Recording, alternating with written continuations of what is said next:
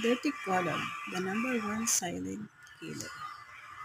If your colon is not well, you will never get well. Takay A, a patient with high uric, high cholesterol, and borderline blood sugar undergo colonic cleansing.